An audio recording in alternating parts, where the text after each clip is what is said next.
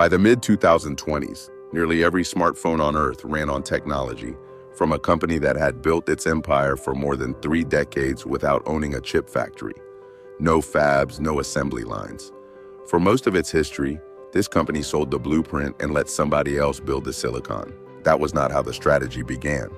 It started as something closer to a limitation the company could not escape. This is the story of how a small team in a converted barn outside Cambridge, unable to afford the one thing every chip company was supposed to need, built something that became more valuable than owning the factory ever could have. In November 1990, 3 companies, the British computer maker Acorn, the American electronics firm VLSI Technology, and Apple, formed a joint venture to design processors. Apple's motivation was specific. It needed a low-power chip for a new handheld device called the Newton. The new company, Advanced Risk Machines, set up shop in a converted barn in Cambridgeshire with a team of 12 engineers. When the Newton launched in 1993, it flopped commercially. For a young company still heavily dependent on one flagship customer and product, that was a serious warning. What the founders decided next did not come from confidence. It came from arithmetic. The new company had no factory, and building one was far beyond its funding. It did not even hold a patent on its own original processor design. Its own engineers later described the numbers behind licensing as barely making sense. Small royalties on individual chips would require enormous volume just to keep the business solvent. Around the same time, the leadership ran a formal assessment of the company's position, and one decision stood out clearly. Do not compete head-on with Intel, whose x86 architecture already dominated desktop computing with resources this small company could never match.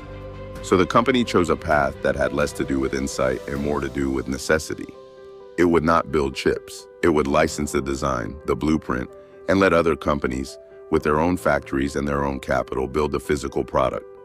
Every customer who used the design would pay a small fee up front and a small royalty on every chip produced. It did not begin as a grand plan to reinvent the semiconductor industry. It began as a practical answer to the company's constraints, and its first chairman, Robin Saxby, turned that answer into a repeatable business model. The licensing model alone would not have mattered without one more thing. The underlying processor design happened to be unusually power efficient, a byproduct of the simple reduced instruction set architecture the original engineers had used years earlier while building chips for Acorn's own computers. That efficiency meant almost nothing in the world of desktop computers, where power consumption barely factored into design decisions. But in the mid-1990s, Texas Instruments began working with the company on a processor design for Nokia, the Finnish mobile phone maker. These new devices needed to run for hours on a battery small enough to fit in someone's pocket. The breakthrough product arrived in 1997, the Nokia 6110, whose success was an early sign of exactly where power-efficient processors would matter most. The lesson was not that licensing wins by itself. It was that a business model built on being flexible enough to let many different companies experiment freely with a design was perfectly suited to a technology whose biggest market had not yet emerged. As mobile devices multiplied through the 2000s, the model compounded in a way ownership of a factory never could have. Because the company did not manufacture finished chips itself, it generally did not compete with its licensees by selling processors against them. A licensee's success was the company's success, since every chip shipped by any manufacturer generated a royalty. By the late 2000s, industry analysis found the average mobile phone contained close to 2 ARM-based chips, with some smartphones containing 3 or 4. The design was not confined to one company's factory or one company's product line. It was inside nearly everyone's. It is worth asking directly, if this model worked so well, why didn't Intel, sitting on vastly more resources, build its core business around the same broad licensing approach? The honest answer is not that Intel failed to notice the model existed. The company had briefly licensed x86 technology to AMD decades earlier, and even built its own ARM-based chips for a period in the early 2000s before selling that business off. It is that Intel's core dominant business was built on the opposite logic.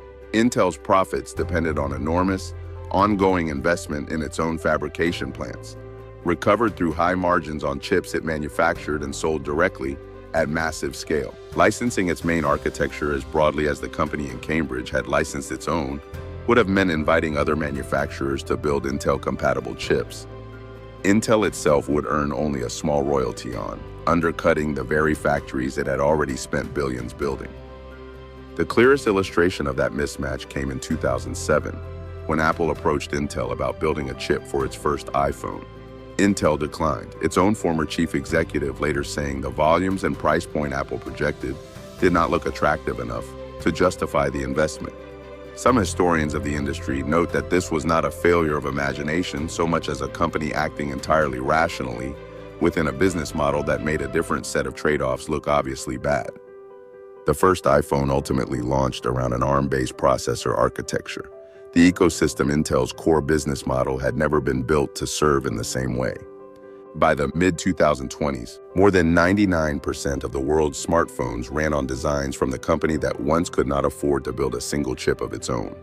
More than 350 billion of those chips have shipped since 1990, made not by one factory, but by hundreds of different companies across the world. It began as a limitation nobody chose. For 35 years, it became a business model that competitors with factories to protect found extraordinarily difficult to copy.